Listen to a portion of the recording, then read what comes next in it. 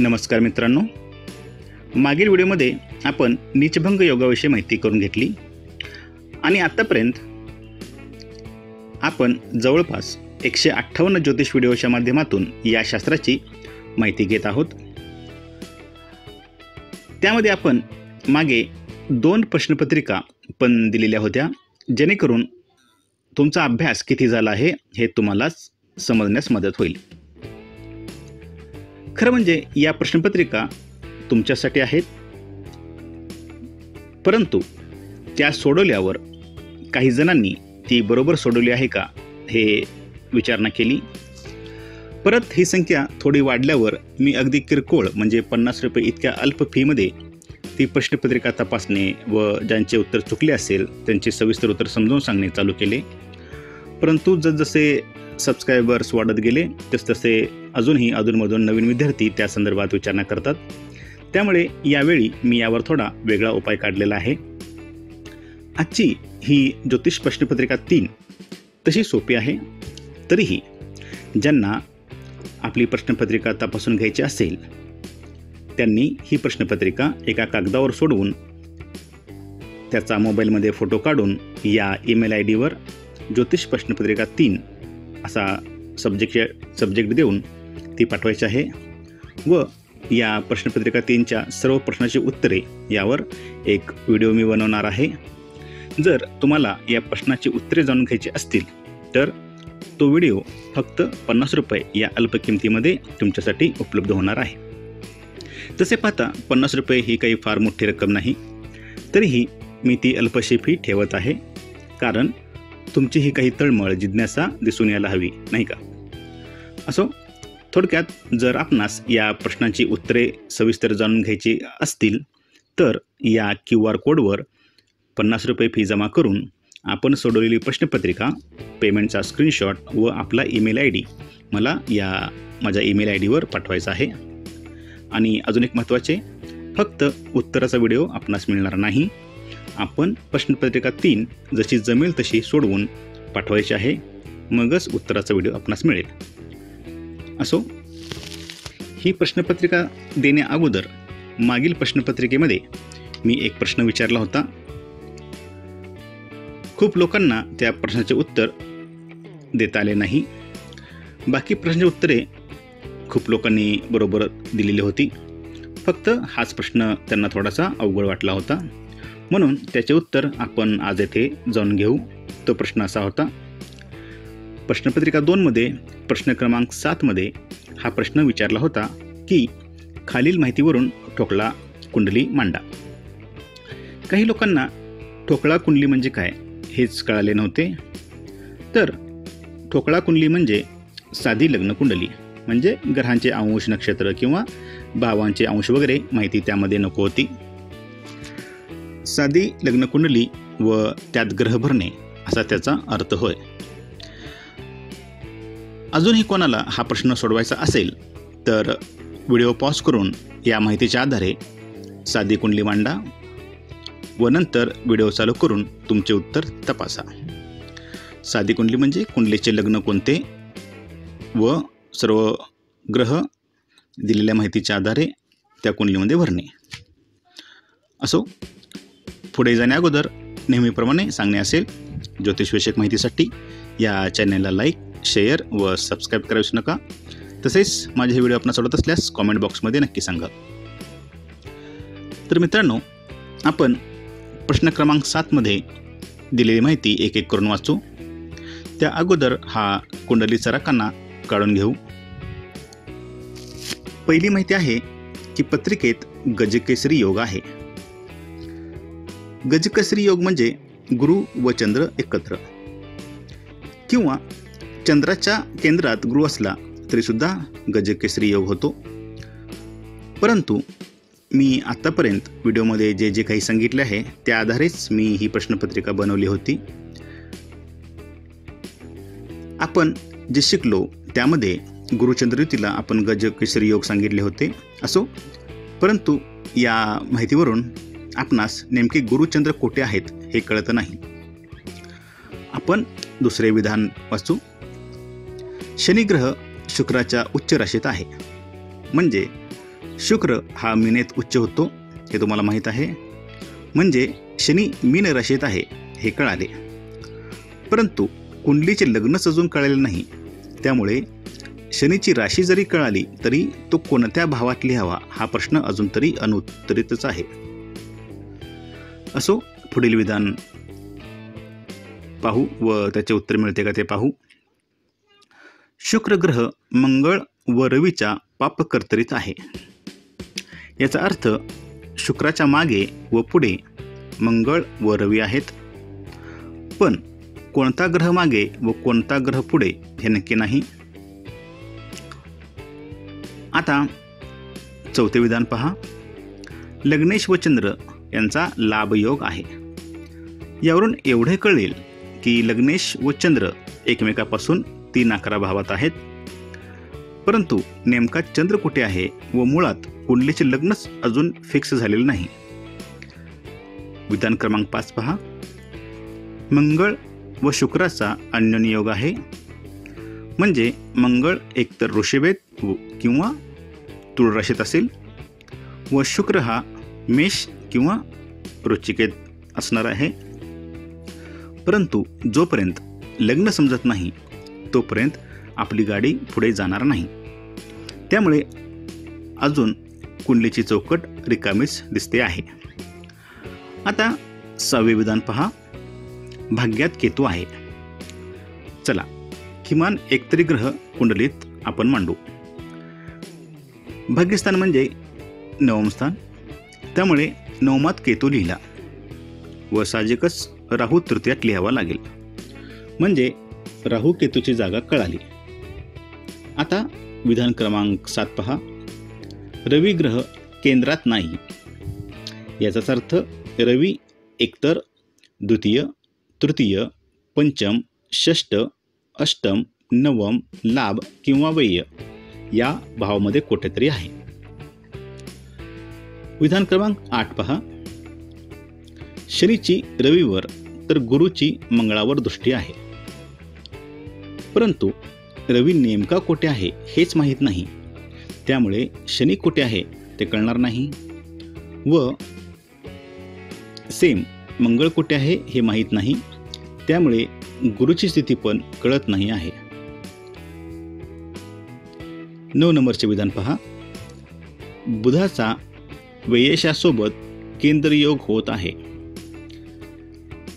आता हे समजते की बुध आणि व्ययश यांचं केंद्रयोग होत आहे, परंतु लग्नच नक्की नसल्यामुळे व्ययश कोण आहे हेच माहीत नाही. आता राहिले शेवटचे विधान. पत्रिकेत अंगारक योग आहे, म्हणजे मंगळ व राहू यांची युती आहे. चला, राहू तृतीयात, त्यामुळे मंगळ पण तृतीयात लिहावा लागेल. आता मंगळाशी संबंधित विधान शोधा. विधान क्रमांक 3 पहा. शुक्र ग्रह हा मंगळ व रवीच्या पापकर्तीच आहे, म्हणजे एक तर शुक्र द्वितीयात असेल किंवा चतुर्थात असेल, पण नेमका कोठे? जर शुक्र द्वितीयात लिहिला तर रवी लग्नी लिहावा लागेल व शुक्र चतुर्थात लिहिला तर रवी पंचमात येईल.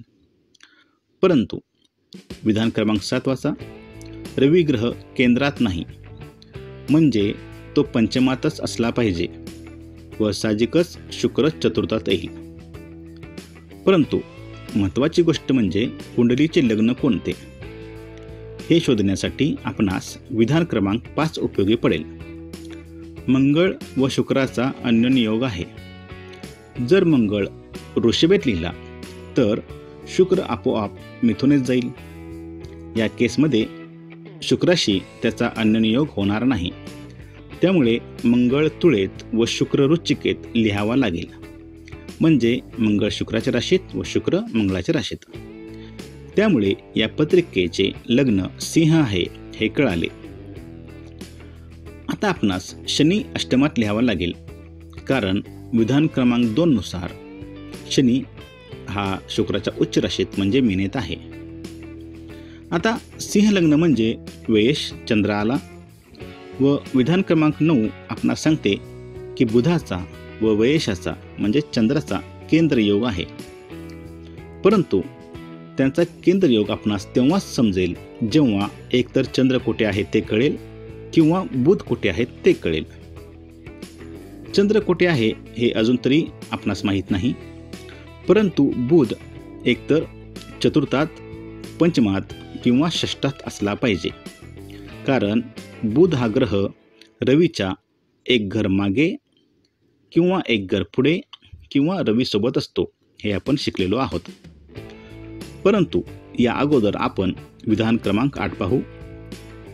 शनीची रवीवर तर गुरुची मंगळावर दृष्टी आहे.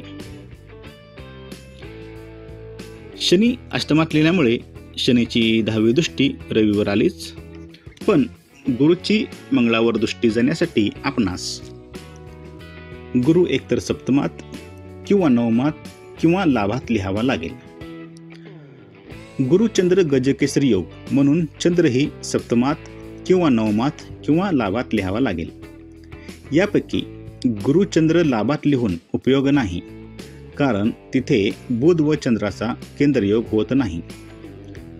म्हणजे एकतर गुरुचंद्र सप्तमात व बुध चतुर्थात ही स्थिती असेल, वा बुध षष्ठात व गुरुचंद्र नवमात ही स्थिती असेल. यातील नेमकी स्थिती समजण्यासाठी विधान क्रमांक 4 उपयोगी पडेल. लग्नेश व चंद्राचा लाभ योग होत आहे. ही स्थिती गुरुचंद्र सप्तमात असतानाच खरी ठरते. म्हणजे बुध षष्ठात नसून चतुर्थात असला पाहिजे व गुरुचंद्र नवमात नाहीत, हेही समजले व आपली कुंडली पूर्ण झाली. आले की नाही लक्षात? असो, प्रश्नपत्रिका 3 आता आपण पाहू. प्रश्नपत्रिका 3 मध्ये खालील प्रश्नाची तुम्हाला थोडक्यात उत्तरे द्यायची आहेत. एकूण 100 गुणांची ही प्रश्नपत्रिका आहे. कुंडलीतील मार्गस्थाने कोणती व त्यांना मार्गस्थाने का म्हणतात? एकूण 10 प्रश्न आहेत प्रश्न क्रमांक 1 मध्ये व त्याला 10 गुण आहेत, म्हणजे एका प्रश्नाला 1 गुण. त्या अनुषंगाने 1-2 वाक्यातच उत्तर तुम्हाला लिहायचे आहेत. गुरु, शुक्र, मंगळ, चंद्र व शनी यांचे किमान 3 कारकत्व लिहायचे आहेत. आता कारकत्व म्हणजे तुम्हाला माहीत आहे ग्रह कुठल्या गोष्टीचा कारक आहे, तर किमान 3 तरी प्रत्येक ग्रहाचे तुम्हाला कारकत्व लिहायचे आहेत. स्वाती, पुष्य व श्रवण या नक्षत्राच्या मागील व पुढील एक नक्षत्र लिहा. आता येथे प्रश्नपत्रिका सोडवताना तुम्हाला फक्त पंचांग जवळ ठेवण्याची मुभा आहे. कोणतेही पुस्तक तुम्ही जवळ ठेवायचं नाही आहे.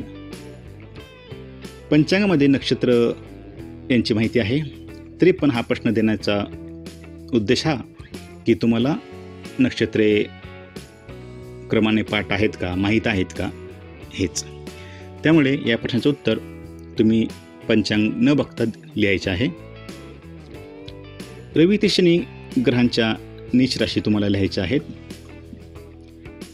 चतुर्थ स्थानावरून कोणकोणत्या गोष्टीचा बोध होतो, म्हणजे प्रत्येक भावावरून काय पाहतात हे आपण शिकलेलो आहोत. तर चतुर्थ स्थानावरून कोणत्या गोष्टी आपण पाहतो ते तुम्हाला लिहायचे आहे. सर्वच गोष्टी लिहायची गरज नाही, कारण का 1 मार्काचा प्रश्न आहे. तर थोडक्यात तुम्ही काही गोष्टी तुम्हाला लिहायच्या आहेत. कोणत्या ग्रहामुळे कोणता पंचमहापुरुष योग होतो? पंचमहापुरुष योगाची माहिती आपण पाहिलेली आहे. तर तो ग्रह आणि त्याच्यामुळे होणारा पंचमहापुरुष योगाचे नाव हे ह्यामध्ये अपेक्षित आहे. मिथुन लग्नाचे शुभ व अशुभ ग्रह तुम्हाला लिहायचे आहेत. आपण प्रत्येक लग्नाचे शुभाशुभ ग्रह पाहिले, त्याचे कारण मीमांसा नाही दिली तरी चालेल. फक्त हे ग्रह शुभ मिथुन लग्नाला व हे ग्रह अशुभ एवढे लिहिले तरी चालेल. पुढील भावांचे नक्षत्रस्वामी व उपनक्षत्रस्वामी लिहायचे आहेत. हा कृष्णमूर्ती पद्धतीतील प्रश्न आहे. तर पुढील 2 भाव दिले आहेत. सिंह 8 अंश 20 कला 20 विकला व तूळ 20 अंश 0 कला 0 विकला. ह्या 2 भावांचे नक्षत्रस्वामी व उपनक्षत्रस्वामी काय येतील ते लिहायचे आहे. प्रश्न क्रमांक 9 मध्ये अष्टकवर्ग म्हणजे काय व त्याचे थोडक्यात महत्त्व सांगायचे आहे. तर प्रश्न क्रमांक 10 मध्ये चोरीच्या प्रश्नात चोरीची वस्तू, चोर व चोरी हे कोणकोणत्या भावावरून पाहतात ते लिहायचे आहे. म्हणजे चोर कोणत्या भावावरून पाहावा, चोरी ही घटना कोणत्या भावावरून पाहायची व चोरीची वस्तू कुठे असेल हे कोणत्या भावावरून पाहतात ते फक्त भाव लिहायचे आहेत. प्रश्न क्रमांक 2 सोपा आहे. रिकाम्या जागा भरा. जसे बुध हा स्त्रीलिंगी ग्रह आहे का पुरुषलिंगी ग्रह आहे का नपुंसक लिंगी ग्रह आहे ते लिहायचं आहे. चर लग्नासाठी कोणते स्थान बाधक आहे, आपण मारक स्थान बाधक स्थान हे पाहिले, त्यानुसार ते लिहायचं आहे. क्रांतिवृत्ताचा कोणता भाग म्हणजे एक रास होय. आता हे सर्व मी परत तुम्हाला सांगत बसत नाही, तर हे सर्व तुम्ही वाचून ही सर्व प्रश्नपत्रिका सोडवायची आहे. हीच प्रश्नपत्रिका डिस्क्रिप्शनमध्ये एक लिंक दिलेली आहे, त्यामध्ये तुम्हाला PDF स्वरूपात उपलब्ध होईल. ते तुम्ही एका कागदावर लिहून सुरुवातीला सांगितल्याप्रमाणे सोडवू शकता व हवे असल्यास माझ्या मेल ID वर संपर्क साधून त्याची उत्तरे तुम्ही जाणून घेऊ शकता. आज येथेच थांबू. धन्यवाद.